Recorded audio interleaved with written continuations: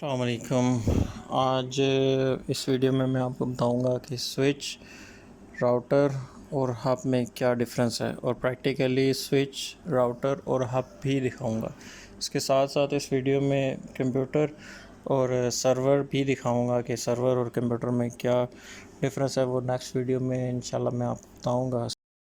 ये एक स्विच है जिससे इंटरनल डिपार्टमेंट के डिफरेंट कंप्यूटर्स को एक ही स्विच के थ्रू कनेक्ट किया गया है।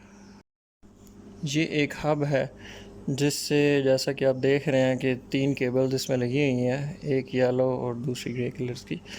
तो ये नीचे सर्वर को कनेक्ट कर रहा है, ये हब का काम करता है। जैसा कि मेजॉरिटी ऑफ अस हम जानते हैं कि ये PTCL लिखा हुआ है इसके ऊपर, तो ये एक राउटर है, ये सर्वर है। ये मैं भी इसको ऑन करके दिखाता हूँ। और सर्वर जब ऑन होता है तो तब वो कैसे उसकी स्क्रीन शो करता है वो भी आपको उसका ग्राफिकल यूज़र इंटरफेस दिखाऊंगा, क्योंकि कमांड मोड काफ़ी स्टूडेंट्स को अभी फ़िलहाल पता नहीं लगेगा सर्वर का। वो जब हम जैसे ही आगे पढ़ते जाएंगे तो पता चल जाएगा।